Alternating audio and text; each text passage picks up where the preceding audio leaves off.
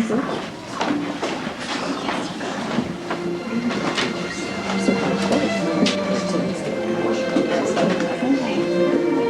thought the king had more affected the Duke of Albany than Cornwall. It did always seem so to us, but now, in the division of the kingdom, it appears not which of the dukes he values most. Is this not your son, my lord?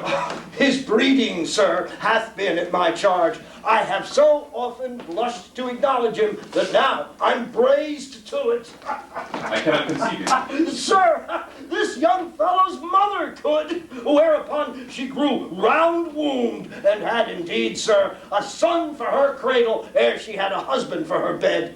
Do you smell a fault? I cannot wish the fault undone, the issue of it being so proper. But I have, sir, a son by order of law, some year elder than this, who yet is no dearer in my account.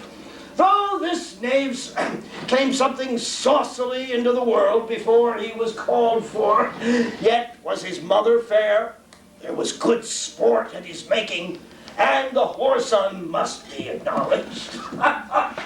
Do you know this noble gentleman, Edmund? No, my lord. My lord of Kent. Remember him hereafter as my honorable friend. My services to your lordship. I must love you and soon to know you better. Sir, I shall study deserving. He hath been out 9 years, and away he shall again. The king is coming.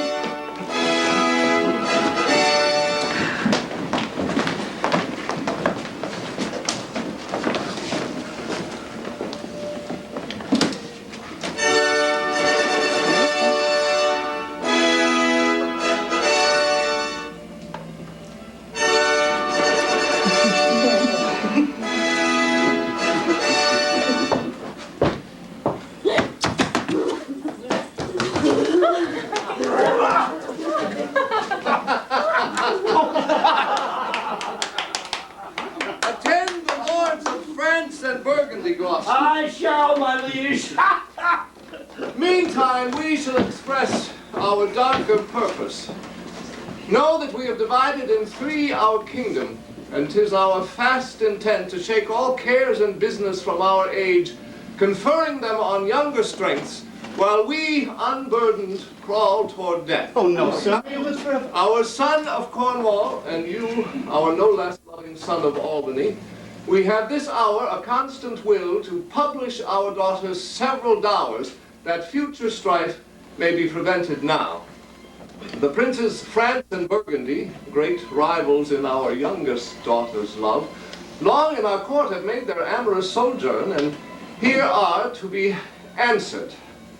Tell me, my daughters, since now we will divest us both of rule, interest of territory, cares of state, which of you shall we say doth love us most, that we our largest bounty may extend where nature doth with merit challenge? Goneril, our eldest born, speak first. Sir, I love you more than words can wield the matter.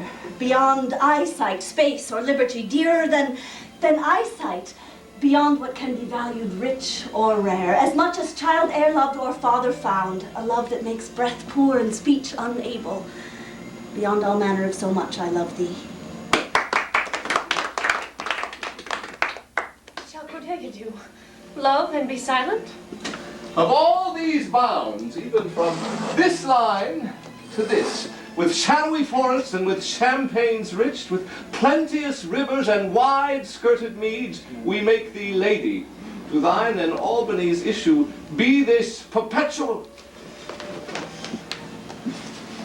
What says our second daughter, our dearest Regan, wife to Cornwall? Speak. Sir, I am made of the self-same metal that my sister is, and prize me at her worth. In my true heart, I find she names my very deed of love. Only she comes too short. But I profess myself an enemy to all other joys, which the most precious square of sense possesses, and find I am alone felicitate in your dear highness's love. Then poor Cordelia. And yet not so, since I am sure my love's more richer than my tongue. To thee and thine, hereditary, ever remain this ample third of our fair kingdom. no less in property and pleasure than that conferred on Goneril. And now, our joy, although the last, not least, to whose young love the vines of France and milk of Burgundy strive to be interest. What can you say to draw a third more opulent than your sisters? Speak. Nothing, my lord. Nothing? Nothing.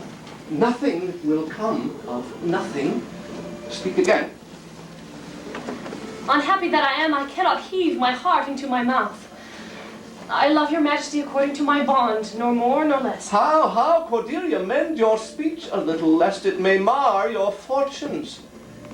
Good my lord, you have begot me, bred me, loved me.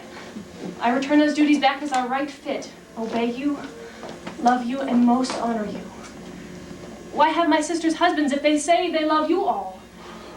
Haply when I shall wed, that lord whose hand must take my plight shall carry half my love with him, half my care and duty.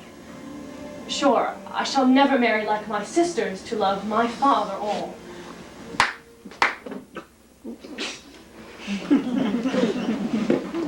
So young and so untender. So young, my lord, and true. Let it be so. Thy truth then be thy dower. For by the sacred radiance of the sun, the mysteries of Hecate and the night, by all the operation of the orbs from whom we do exist and cease to be, here I disclaim all my parental care, propinquity, and property of love, and as a stranger to my heart and me, hold thee from this forever.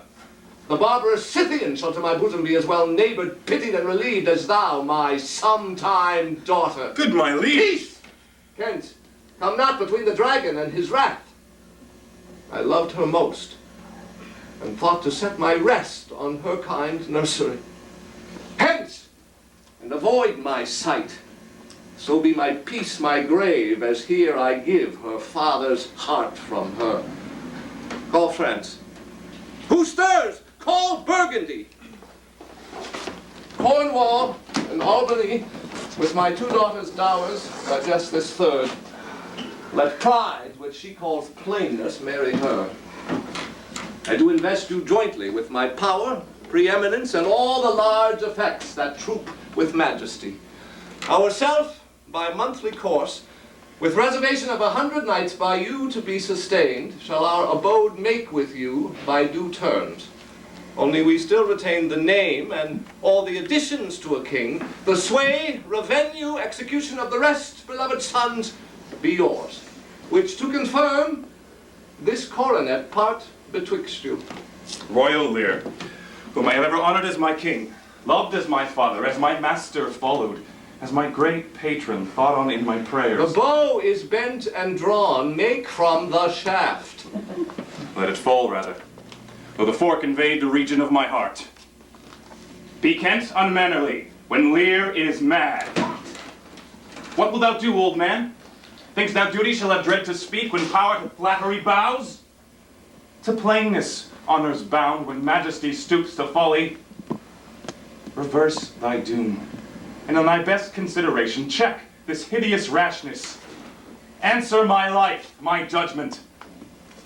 Thy youngest daughter does not love thee least, nor are those empty-hearted whose low sounds reverb no hollowness. Kent, on thy life no more. My life I never held but as a pawn to wage against thy enemies, nor fear to lose it, thy safety being the motive. Out of my sight. See better, Lear, and let me still remain the true blank of thine eye. Oh, by Apollo! By Apollo, king, thou swear'st thy gods in vain. Thou vassal, miscreant! Sir, forbear. Do, kill thy physician, and the fee bestow upon thy foul disease.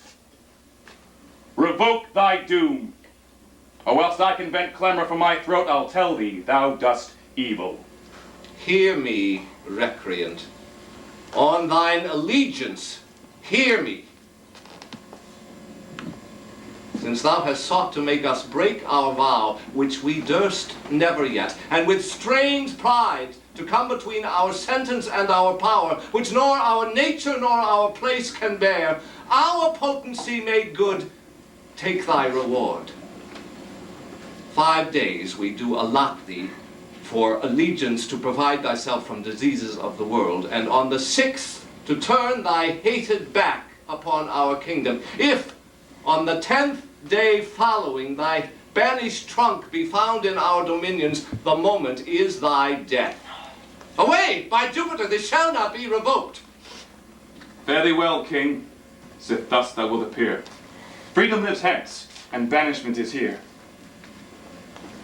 The gods to their dear shelter take thee, maid, that justly thinkst and hast most rightly said.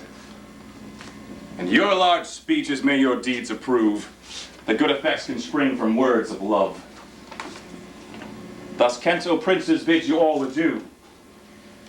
He'll shape his old course in a country new.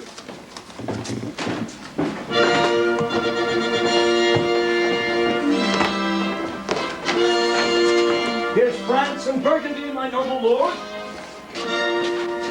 My lord of Burgundy, we first address toward you, who with this king hath rivaled for our daughter. What in the least will you require in present dower with her, or cease your quest of love? Most royal majesty, I crave no more than your highness offered, nor will you tender less. Right noble Burgundy, when she was dear to us, we did hold her so. But now her price is fallen. Sir, there she stands. If aught within that little seeming substance, or all of it, with our displeasure pieced and nothing more, may fitly like your grace, she's there and she is yours. I know no answer. Will you, with those infirmities she owes, unfriended, new adopted to our hate, dowered with our curse, and strangered with our oath, take her or leave her? Pardon me, royal sir. Election makes not up on such conditions. Then leave her, sir. For by the power that made me, I tell you all her wealth. For you, great king, I would not from your love make such a stray to match you where I hate. Therefore beseech you to avert your liking a more worthier way than on a wretch whom nature is ashamed almost to acknowledge hers. This is most strange, that she, that even but now was your best object, argument of your praise, balm of your age, most best, most dearest, should in this trice of time commit a thing so monstrous as to dismantle so many folds of favor? Sure, her offense must be of such unnatural degree that monsters it, or your forevouched affections fallen into taint, which, to believe of her, must be a faith that reason, without miracle, could never plant in me. I yet beseech your majesty, if or I want that glib and oily art to speak and purpose not, since what I well intend, I'll do it before I speak. That you make known it is no vicious blot, murder, or foulness, no unchaste action or dishonored step that hath deprived me of your grace and favor. But even for want of that for which I am richer, a still soliciting eye, and such a tongue as I am glad I have not, though not to have it hath lost me in your liking. Better thou hadst not been born than not to have pleased me better. 'Tis it but this, a tardiness in nature, that often leaves the history unspoke it intends to do. My lord of Burgundy, what say you? Love's not love, when it's mingled with regards that stand aloof from the entire point. Will you have her? She is herself a dowry. Royal Lear, offer that which you yourself proposed. And here, I take Cordelia by the hand, Duchess of Burgundy. Nothing. I have sworn I am firm. I'm sorry then. You have so lost a father, you must lose a husband. Peace be with Burgundy.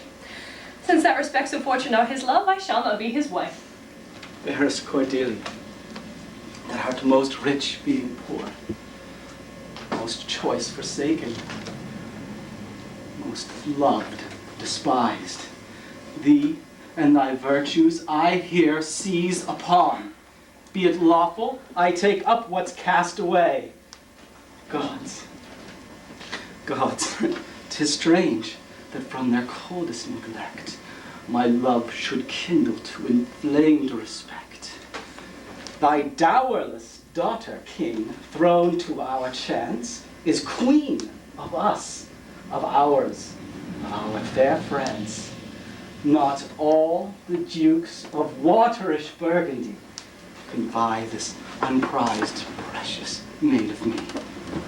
Then farewell, Cordelia, the one kind thou losest here, the better where to find. Thou hast her, France. Let her be thine. For we have no such daughter, nor shall ever see that face of hers again. Therefore be gone, without our grace, our love, our benison.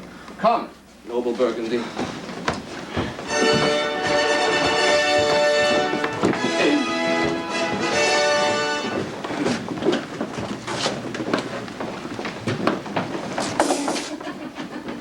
Bid farewell to your sisters.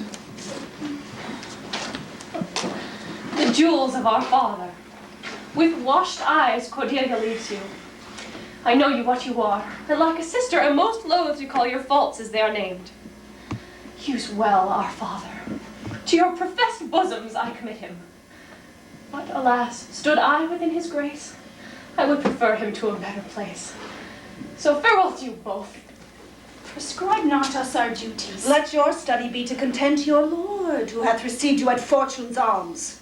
You have obedience scanted, and well are worth the want that you have wanted. Time shall unfold with plated cunning hides, who cover faults at last, shame them derides. Well may you prosper.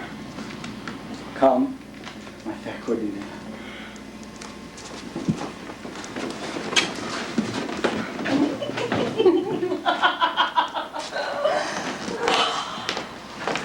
Sister, it is not a little I have to say of what most nearly appertains to us both. I think our father will hence tonight. That's most certain. And with you, next month with us. You see how full of changes his age is. He hath always loved our sister best. The observation we have made of it hath not been little. With what poor judgment he hath now cast her off appears too grossly. 'Tis the infirmity of his age. Yet he hath ever but slenderly known himself. The best and soundest of his time hath been but rash.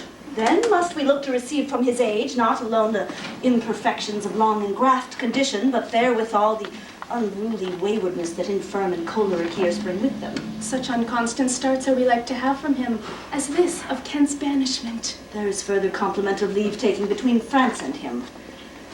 Pray you, let us hit together. If our father carry authority with such disposition as he bears, this last surrender of his is like to offend us. We shall further think on it. We must do something, and in the heat.